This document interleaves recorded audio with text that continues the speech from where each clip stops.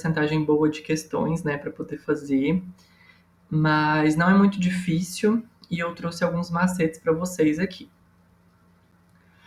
Primeira coisa que a gente precisa relembrar é sobre o que é os componentes do hemograma. Nessa altura do campeonato, você já tem que estar sabendo, não vou dar uma repassada nisso. O nosso foco aqui é literalmente saber como que eu vou saber qual é qual anemia na prova do Revalida. Primeira coisa, a gente vai dividir em dois blocos grandes: as anemias hiperproliferativas e as anemias hipoproliferativas. Vamos começar falando sobre as anemias hiperproliferativas. Nesse grupo aqui, a gente tem as três principais, que são a anemia hemolítica autoimune, a anemia falciforme e a talassemia. Gente, se vocês dividirem, tá, essas anemias em dois grupos, na hora da prova vai ficar muito mais fácil para poder responder, ok? Vamos começar então falando aqui as características gerais das anemias hiperproliferativas. O que geralmente vai vir no meu caso clínico para me lembrar que essa anemia ela é hiperproliferativa? A primeira coisa que a gente tem que saber é se ela vai ser autoimune. Por quê? Porque se for autoimune e tiver todas essas características aqui com combis direto positivo, a gente já vai marcar logo de cara a anemia autoimune. Então, se no meu caso clínico vier reticulócitos aumentado, maior do que 2,5, ou seja, a proliferação lá, né, das linhagens das hemácias na medula óssea, tiver aumentada, a gente tem uma das características para anemia hiperproliferativa. E é esse aqui que é o ponto principal que vai me verificar se é uma anemia hiperproliferativa ou hipoproliferativa. Se for hiperproliferativa, vai ser maior do que 2,5. Se for hipoproliferativa, que a gente vai falar daqui a pouco, é uma anemia, é uns reticulócitos abaixo de 2,5. Fora os reticulócitos, a gente vai ter bilirrubina indireta aumentada. Por quê? Porque geralmente as hiperproliferativas vão cursar com hemólise. Então, as anemias hemolíticas estão dentro do grupo aqui de hiperproliferativas. Então, as que sofrem hemólise vai ter um aumento do reticulócitos. Nesse caso, a bilirrubina que é soltada quando quebra a hemácia é a bilirrubina indireta, ela não foi conjugada ainda lá no fígado. Então é por isso que a bilirrubina indireta, a BD, vai estar alta.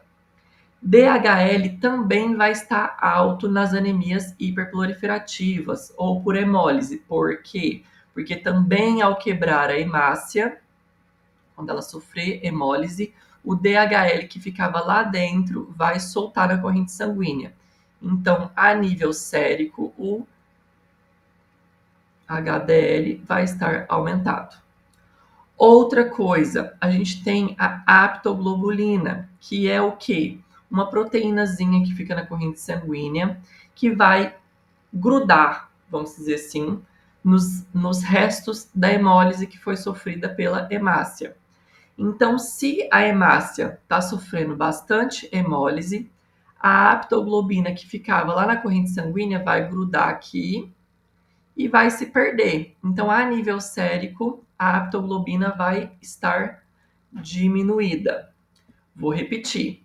A gente tem a hemácia lá, que sofreu hemólise, ela foi quebrada, soltou o lixo da hemácia.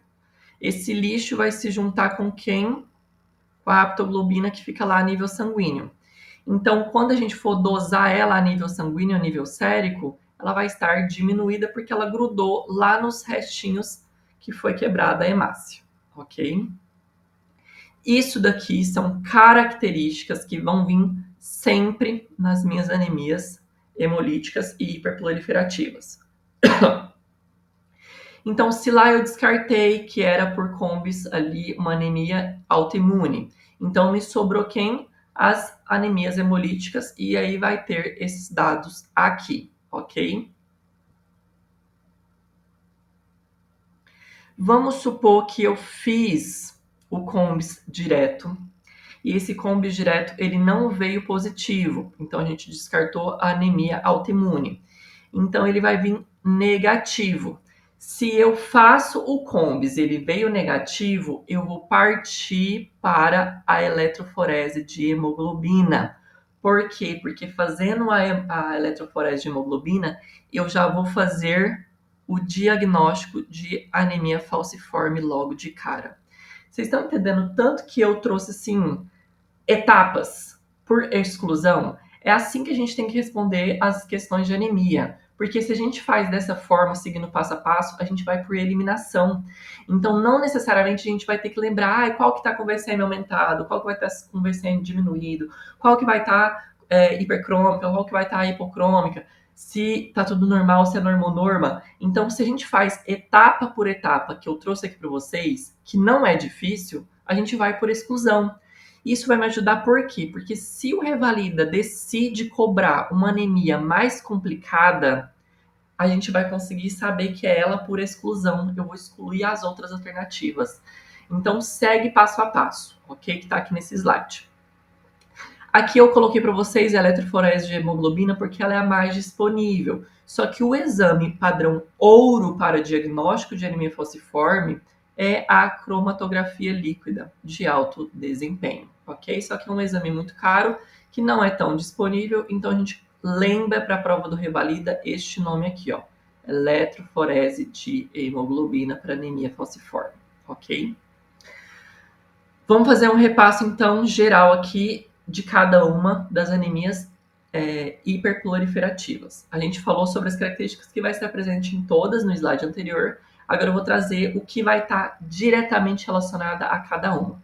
Então, o que a gente já tinha falado aqui sobre anemia autoimune, a gente tem os anticorpos IgG e IgM frios e quentes, porque eles são autoimune. Essa anemia é autoimune, então vai proliferar anticorpos do próprio organismo e atacar as hemácias, ok? Geralmente a anemia autoimune ela vem junto com outras doenças.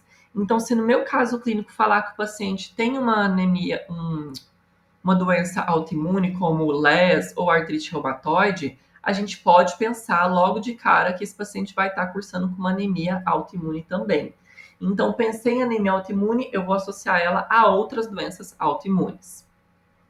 Nesse caso aqui, é uma anemia extremamente severa. Então, aqui o processo de hemólise, de degradação da minha hemácia, vai me levar a uma icterícia extremamente alta. Então, a minha bilirrubina total aqui vai estar gritando 20, 25, 15. Então, vai ser uma anemia extremamente ictérica, ok? Vai causar extremamente icterícia.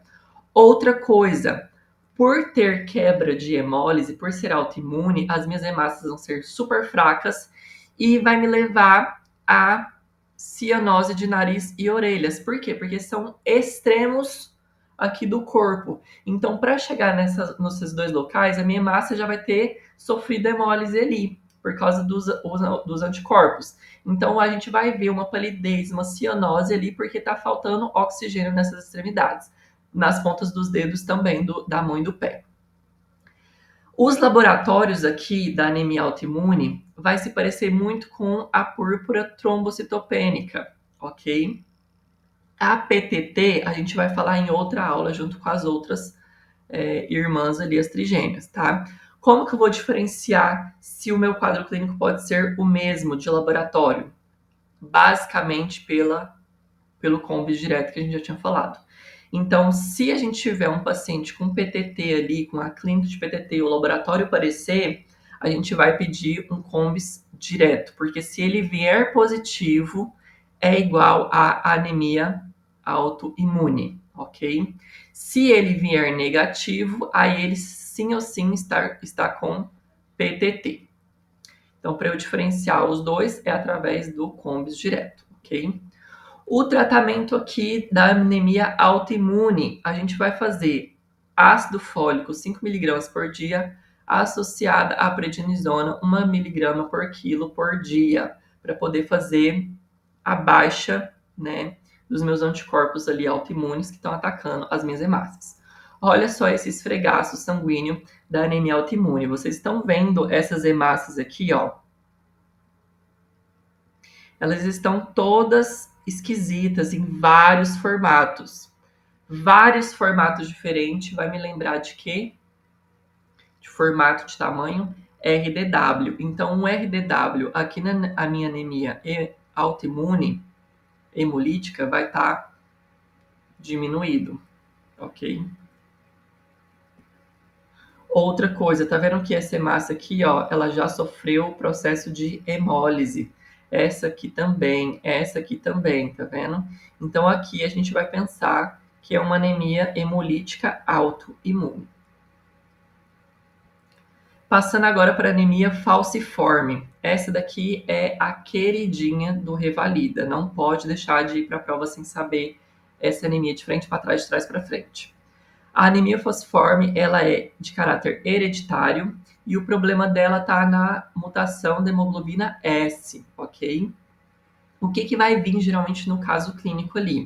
O paciente ele vai estar em crise álgica, vasoclusivas ou com sintomas de síndrome torácica aguda, pode cursar com priapismo, por quê? Porque está sofrendo tanta hemólise e as hemácias aqui da anemia falciforme, elas se juntam tanto que ela vaso-oclui, ok?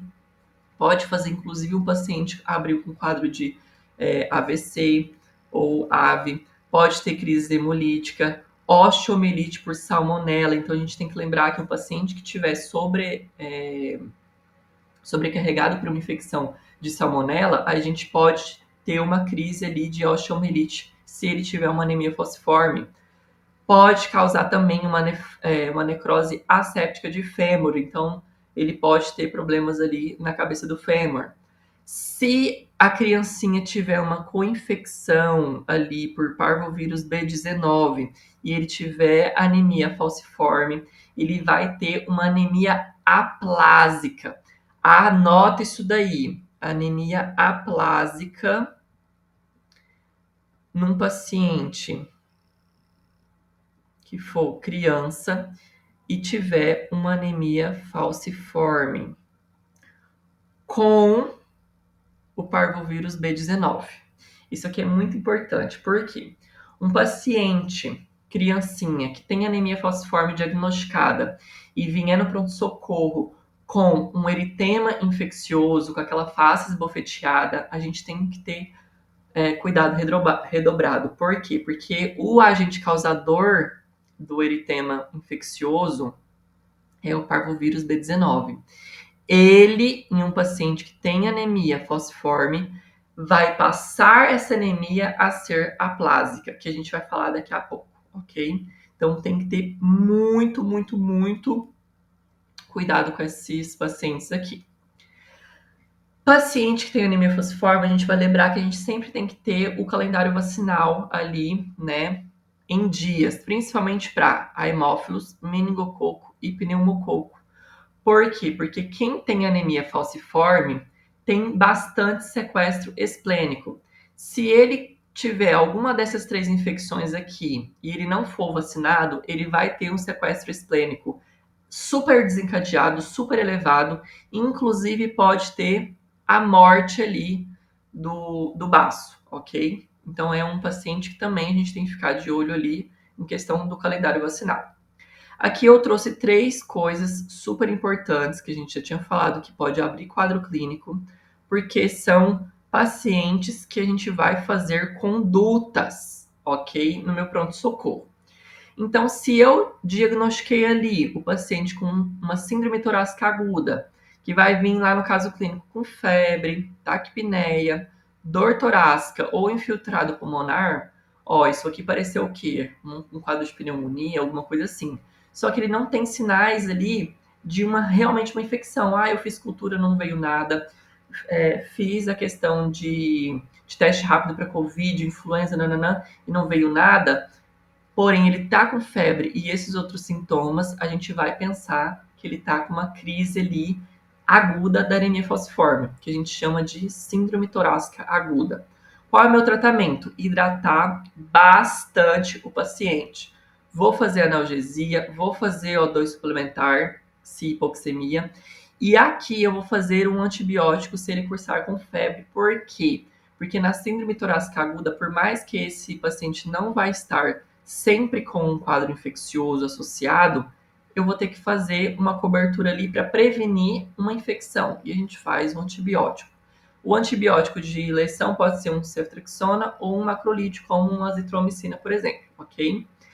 Se o paciente, a gente decidir internar com síndrome torácica aguda, a gente vai fazer fisioterapia ali de incentivo para ele, ok?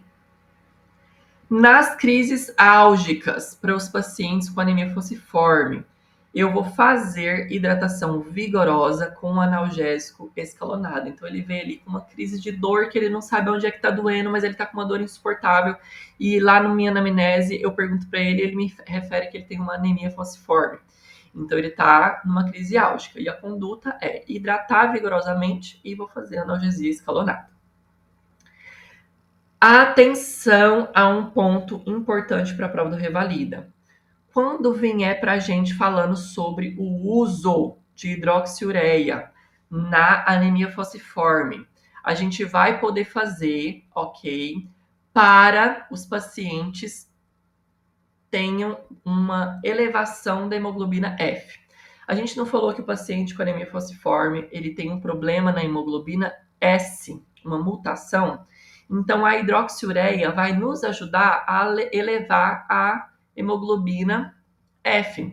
Então, vai facilitar, vamos dizer assim, a não desenvolver crises álgicas, priapismo, vai fazer com que o paciente não desenvolva um acidente vascular também, enfim. Aquelas crises gerais ali hemolíticas de vasoclusão vai ser prevenida com o uso da hidroxiureia, ok? Ela inibe a hemoglobina S, que é quem é a culpada da anemia falciforme, ok? Como a anemia falciforme é uma anemia hemolítica, e a gente tinha falado lá que a anemia hemolítica a gente trata com ácido fólico, então aqui também a gente vai associar o ácido fólico para o paciente com anemia falciforme, ok?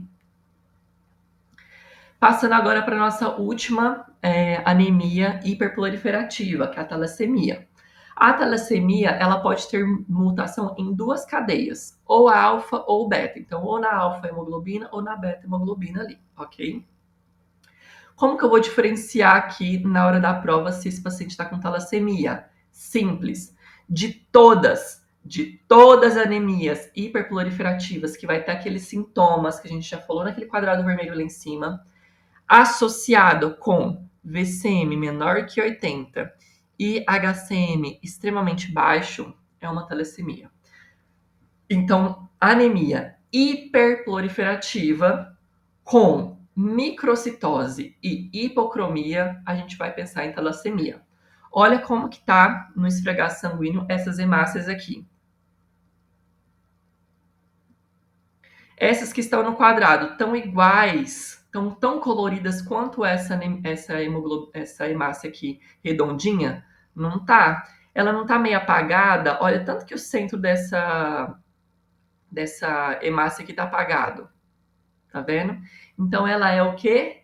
Hipocrômica. Então, ela tá apagada, ela não tá muito colorida. Outra coisa, microcítica. Olha o tamanho dessas hemácias aqui em relação às outras aqui que estão normais. Essa aqui, por exemplo, tá normal. Agora, olha essa que não tá normal, essa que não tá normal. Olha o tanto de hemácia que tá alterada. Então, aqui a gente tem uma anemia microcítica e hipocrômica com hemólise e anemia hiperproliferativa.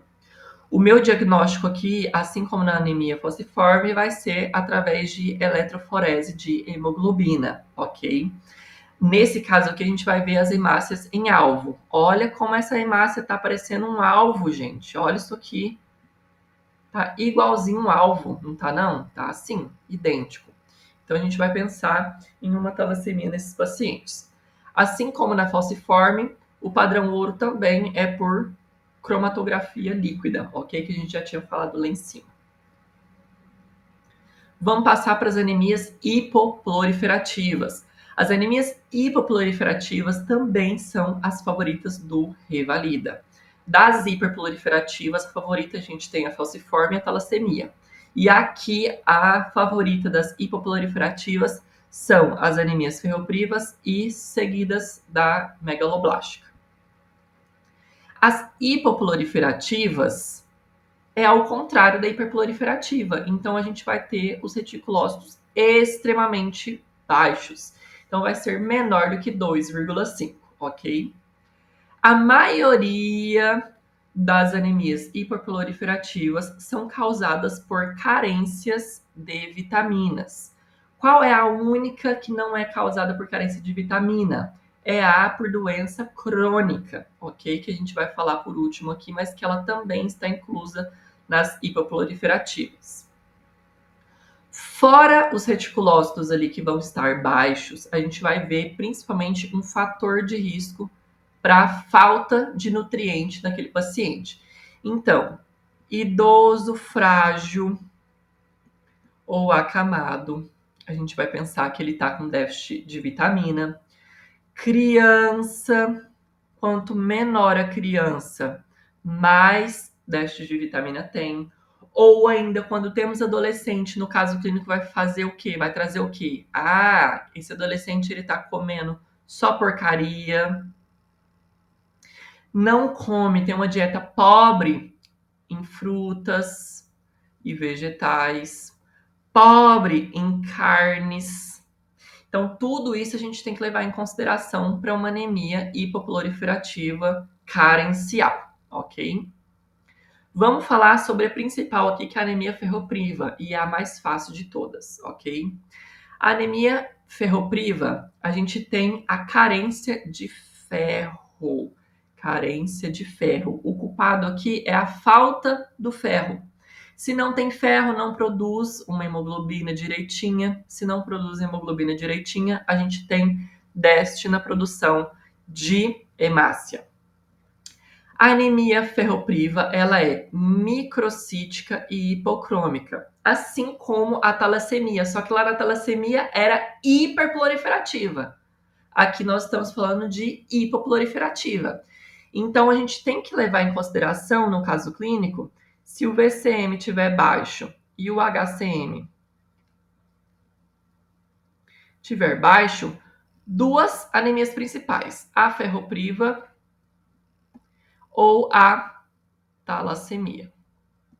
O que vai me diferenciar? Se tiver hemólise e reticulocitose aumentada, talassemia. Se não tiver nenhuma das duas, é ferropriva.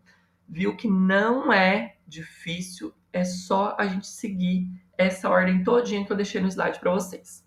A clínica das anemias hipoproliferativas são anemias carenciais, a clínica de anemia carencial. Então, o paciente vai ter o quê? Palidez, astenia, pode ter dor de cabeça, pode sofrer de quadros anginosos de dor ali, inclusive na sensação de peito apertado. As características principais, glossite atrófica, então aquela língua seca, dura, atrofiada, quelite aguda, ao redor dos lábios, aqui na ponta dos lábios, vai estar extremamente seco, com quelite.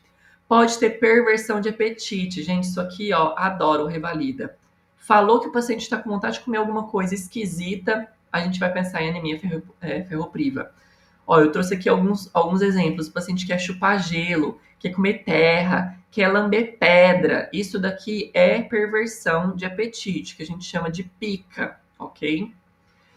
Outra característica de anemia ferropriva e outras carenciais, coiloníquia, aquela unha encolher. A gente vai pegar o dedão do paciente e vai ver e tá côncava a unha para baixo, assim, ó, encolher. Até que se eu pingar uma gota de alguma coisa aqui, a gota vai ficar parada em cima do dedo, entendeu? Do dedão. Por quê? Porque a unha tá côncava para baixo. Isso a gente chama de coiloníquia. E o paciente pode apresentar, inclusive, disfagia, tá bom? Dor ao engolir. Quais são as causas de anemia ferropriva? Se não for carencial, ou seja, por baixa ingesta ou dieta restrita, a gente pode pensar em anemia ferropriva causada por menstruação. Então, uma mulher que está menstruando bastante tem síndrome. Deixa eu só ver aqui se está acabando o tempo. Não. Uma paciente que está menstruando bastante, tem fluxo menstrual alto, a gente pode pensar que ela pode ter uma anemia ferropriva. Paciente que perde sangue, ok? Nas fezes. Então a gente tem que pensar num paciente mais idoso, que pode ter câncer de cólon. Então a gente pode pensar ali que ele está tendo um sangue oculto nas fezes, está perdendo sangue devagarzinho. Gestante, no começo da gestação, a gente faz a reposição de ferro, por quê? Porque ela vai ter déficit ali, vai ter uma anemia ferropriva no começo da gestação. Então, é por isso que a gente faz a reposição de ferro, de sulfato ferroso para gestante. Outra coisa que é muito importante eu lembrar, infecção por H. pylori causa anemia ferropriva. Por quê? Lá na minha úlcera, se ela estiver sobreinfectada com H. pylori, quando chega nutriente ali naquela região que tiver a úlcera, vai ter dificuldade para absorção de ferro. Então, pacientes que tenha H. pylori crônico ali, que está sem tratamento, ele vai poder cursar também com uma anemia ferropriva, ok? Qual é o meu tratamento aqui da anemia ferropriva? Primeira coisa, eu preciso investigar a causa, porque não adianta eu ir no paciente com anemia ferropriva e logo de cara tacar ferro nele. Por quê? Porque e se for a menstruação, não foi o problema de déficit de vitamina? Então a paciente vai estar tendo a ingesta normal de vitamina, mas ela está perdendo sangue ali. Então aqui a gente trata a causa, investiga a causa para tratar a causa, ok? Se eu realmente vi ali, né, que o paciente está com esse déficit, a gente faz associação de ferro. Aqui a gente faz o sulfato ferroso entre 120 e 200 miligramas no adulto, e nas crianças a gente vai fazer entre 3 e 6 miligramas por quilo por dia. E nas crianças a gente vai fazer primeiramente de 2 a 3 doses de ataque e depois fazer a verificação aqui se teve a correção da minha anemia, ok? Segunda mais queridinha do INEP, que é a anemia megaloblástica. A anemia megaloblástica, a gente tem que lembrar de déficit de duas vitaminas, ou por B12 ou por B9, que é o ácido fólico, ok? Na prova, a gente vai lembrar de B12 e ácido fólico, ok? Para anemia megaloblástica. Aqui temos uma característica que é, eu bati o olho, eu vou marcar de olhos fechados a anemia megaloblástica, que é o que? Anemia hipoproliferativa com macrocitose. Então, se o meu VCM, que é o volume corpuscular médio, tiver maior do que 100, e algumas literaturas ainda traz maior do que 110, a gente está pensando em uma anemia megaloblástica, ok? A anemia megaloblástica é o quê? Mega, então minha massa está gigante, ok? Quais são as causas de deficiência de B9 que pode vir na nossa prova?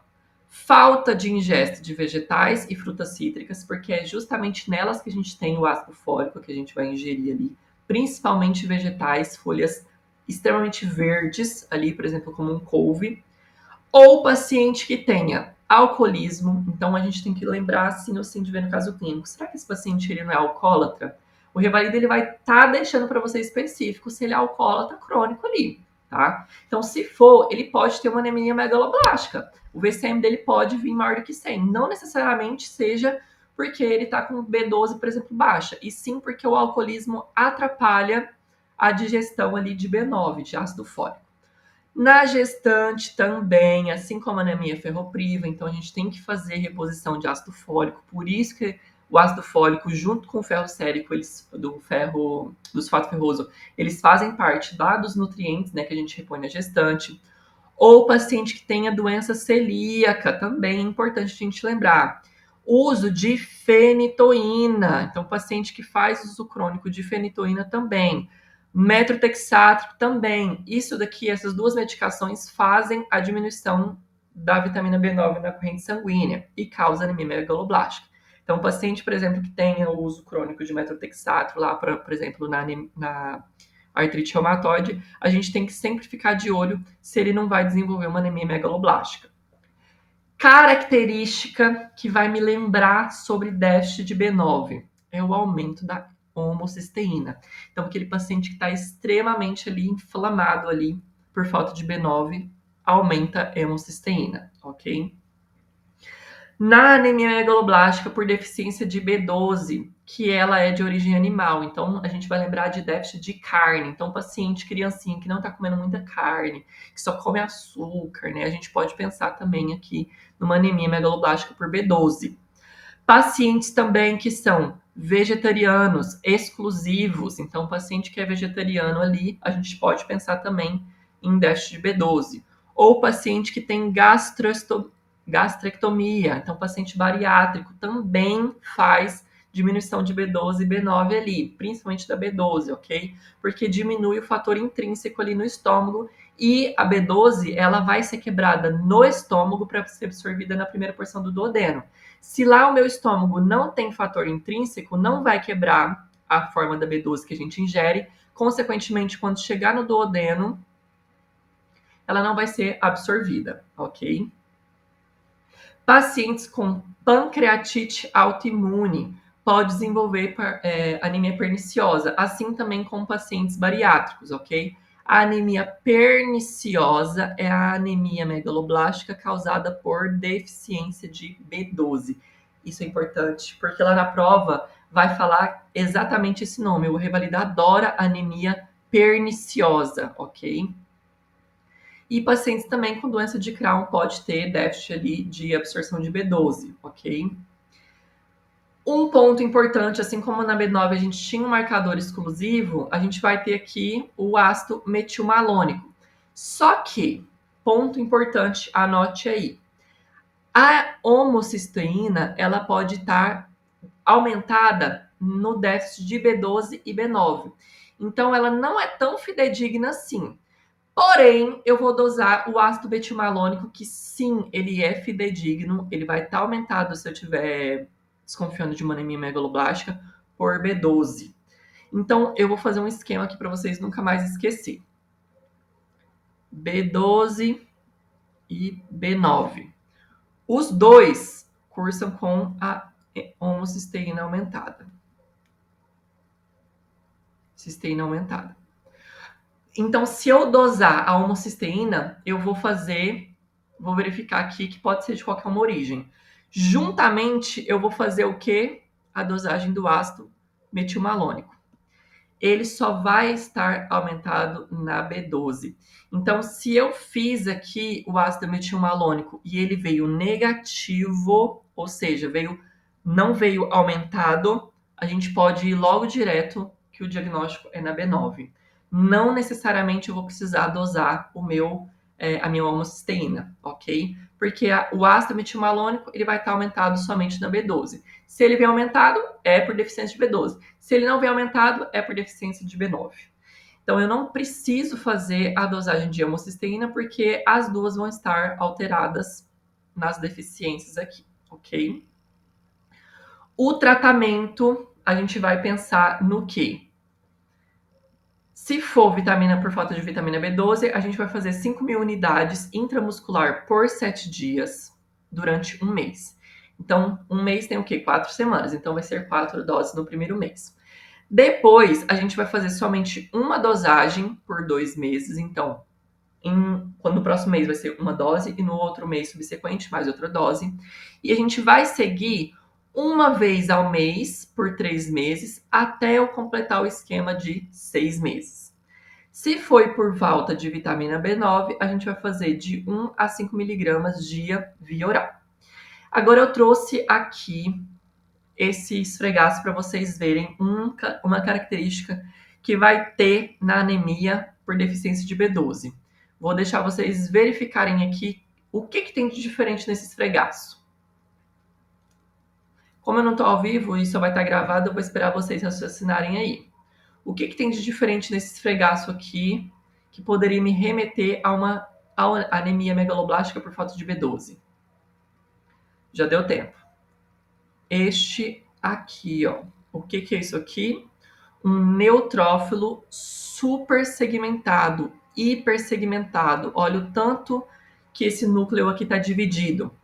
Isso daqui veio na prova, vai assim, fecha o olho e já marca na anemia megaloblástica por deficiência de B12, que é o que eu coloquei aqui para vocês, ó. A anemia B por falta de B12 vai causar hipersegmentação de neutrófilos. Outra coisa, se vai aumentar o ácido metilmalônico aqui, ele vai me causar sintomas neurológicos. Então, na minha prova, anemia megaloblástica, eu vou pensar em duas causas, em dois sintomas que vai trazer no caso clínico. Ou sintomas neurológicos, ou hipersegmentação de neutrófilo, ou ainda os dois juntos. O ácido metilmalônico, ele é extremamente tóxico. Tóxico para quem? Para a bainha de mielina, lá no meu neurônio. Se esse ácido corrói a bainha de mielina, vai ter sintoma neurológico. Por quê? Porque os meus neurotransmissores não vai conseguir pular de um axão para o outro. Lembra lá que a gente tem aqui as bainhas de mielina no meu neurônio? Se ele está aqui, o ácido metilmalônico, destruindo a bainha de mielina, o meu neurotransmissor que devia chegar lá nos meus axônios do neurônio, ele vai ter o quê? Dificuldade, porque a gente sabe o quê? Que a bainha de mielina não é ela que faz com que vá mais rápido o neurotransmissor para chegar a informação no final do meu neurônio. Então, se ela está sendo destruída, esse neurotransmissor aqui vai ter dificuldade de fazer o seu trabalho. Então, vai me causar sintomas neurológicos, ok? Basicamente, falamos aqui tudo sobre anemia megaloblástica. A anemia megaloblástica é, assim, a queridinha também do INEP, então tem que saber. Vamos falar sobre a última anemia hipoproliferativa, que é a anemia crônica. Aqui, o problema é a perda crônica. Então, vai ser um paciente que vai ter extremamente ali um fator de risco para desenvolver uma anemia crônica. Então, ele tem uma doença renal crônica, ele é um idoso super frágil.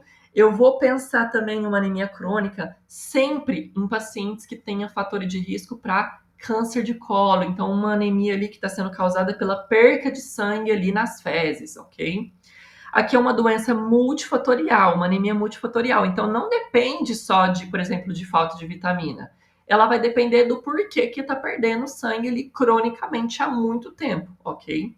É uma anemia que é microcítica, hipocrômica, e aqui está o ponto-chave. A gente vai ter o RDW aumentado. Por quê? A gente vai ter ali umas hemácias precursoras, pequenininhas, jovens, aumentadas na corrente sanguínea. Ó, eu vou colocar aqui para vocês nesse esfregaço. Vocês estão vendo tanto que tem aqui de hemácia? Só que elas estão tão pequenininhas, elas estão sem cor, sem vida, então ela é microcítica e hipocrômica. Então o VCM e o HCM dela vai estar diminuído. E aqui a gente tem os precursores. Olha só essa hemácia pititiquinha aqui. Vamos achar outra. Essa aqui tá minúscula também. Pititiquinha, pititiquinha. Elas são tão pequenininhas porque elas são hemácias jovens. Então o RDW ali dela vai estar o quê? Aumentado, ok? Quais são as causas, então, que a gente tem que pensar na anemia crônica? Basicamente, neoplasias, principalmente o câncer de cólon, tá? Câncer de intestino. Menstruação, lembra que a gente falou? E a menstruação, ela pode ser tanto uma anemia crônica considerada, tanto uma causa de quê? Da anemia ferropriva. Hemorragias e doença renal crônica, ok? E ela é a mais comum do idoso. Então, vem um idoso pra gente, no caso clínico, a gente vai pensar de anemia crônica. Agora é o ponto-chave. Eu não falei que ela parece muito anemia ferropriva? Agora é o ponto-chave que eu quero trazer para vocês, que eu deixei por último, porque é aqui que muita gente confunde. Sobre as dosagens de ferro sérico, transferrina e ferritina no paciente com anemia ferropriva. É aí que vai me diferenciar se é uma anemia crônica ou uma anemia ferropriva. Deixa eu achar um cantinho aqui para eu desenhar para vocês. Vamos pensar o seguinte: para anemia ferropriva, a gente vai fazer sempre na nossa cabeça esse desenho aqui, ó. Eu vou pensar em um copo de drinks. Eu, particularmente, adoro tomar um drink, não sei vocês. Então, eu sempre faço essa referência aqui, por isso que eu inventei ela. A gente tem um copo de drink. E eu adoro tomar uma caipirinha. A caipirinha tem o quê? O limão, tem o morango, e tem o líquido aqui da caipirinha. Pensa no canudinho que a gente tá o quê? Chupando esse canudinho aqui. Qual que é o primeiro a ir embora? O líquido, certo? Então o líquido aqui é o ferro sérico. Então, o primeiro a ir embora, o primeiro a diminuir vai ser o ferro sérico no nosso sangue. Agora a gente tem o copo. O copo aqui, a gente chupa o copo e a gente come o copo? Não come. Então o copo ele armazena o líquido. Então ele vai armazenar o ferro. Então quem que é o ferro aqui? O copo aqui, a ferretina. Então a minha ferretina, ela vai ser o quê? A última a diminuir, depois do ferro. Depois a gente tem quem? O limão e o morango. O limão e o morango a gente come ele depois que a gente bebeu o líquido todo, certo? Então aqui, quando a gente termina o estoque de ferro, enquanto não terminou o estoque de ferro, que seria o líquido, não vai diminuir a transferrina, que é quem? As nossas frutinhas aqui, ok? A chamada vai acabar em 30 minutos, vamos ter que correr aqui. Então, a saturação, nesse caso aqui, pode estar normal ou aumentada. Por quê? Porque não tem ferro para ela transportar. Ou seja, ela foi a última que sobrou. Ela foi o morango e o limão que tinha dentro da nossa caipirinha. Então, ela pode estar normal ou alta, ok? Agora, se é aquela anemia ferropriva há muito tempo que já diminuiu o ferro, já diminuiu a transferrina, a ferretina, e por último veio a saturação, que é a transferrina, então aí sim que ela vai diminuir. Então a gente vai seguir sempre essa ordem. Primeiro diminui o ferro, segundo diminui a ferritina e por último a transferrina ou a saturação da transferrina, ok? É aí que a gente vai diferenciar a anemia ferropriva da anemia crônica, no meu caso clínico, ou dosando laboratorialmente. Vamos passar aqui bem rapidão para nossas questões. Gente, questão de anemia tem muita questão, não trouxe todas, tá? Mas vamos falar aqui dessas aqui que eu trouxe. Outra coisa que eu queria falar para vocês. No material que eu vou mandar para vocês, eu vou acrescentar algumas outros macetes de outras anemias que o Revalida já cobrou, mas que não é muito elaborado, não é muito cobrado. Por exemplo, anemia aplásica e anemia de G6PD, ok? Mas vai estar lá no slide, depois vocês correm lá no grupo do WhatsApp e pega e dá uma olhada. Então, vamos responder essas questões aqui, senão não vai dar tempo. Vamos falar sobre um menino de 9 anos de idade que vem ao UBS trazido pela mãe para consulta de rotina sem queixa. Ao exame físico, ele está descurado. Gente, viu descurado no Revalida é anemia. Sem outras alterações. A mãe traz os seguintes resultados do hemograma. A hemoglobina dele está baixa, o hematócrito está baixo, o VCM dele está baixo e o HCM dele está baixo. Então, é uma anemia microcítica e hipocrômica num paciente de 9 anos. Então, é um paciente que tem algum problema ali de déficit, provavelmente alguma coisa, ok? Só que, olha só a importância da gente pensar e ver tudo direitinho. No meu hemograma aqui, veio a contagem de reticulócitos. Opa! Então, eu já excluí a anemia carencial, porque estamos diante de quê? Uma anemia hiperproliferativa. Uma anemia hiperproliferativa, microcítica e hipocrômica, a gente só tem uma, que é a qual? Talassemia.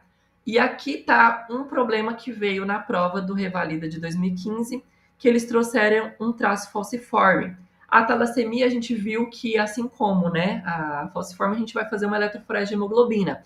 Então a gente marcaria logo de cara quem? Alternativa C pela eletroforese de hemoglobina.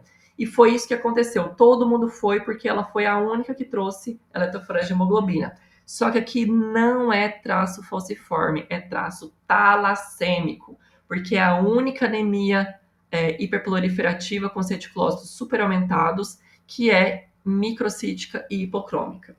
Volta lá no slide e lê e decora isso aqui. Por quê? Vocês viram tanto que eu respondi essa questão rápida. É bater o olho e saber, ok?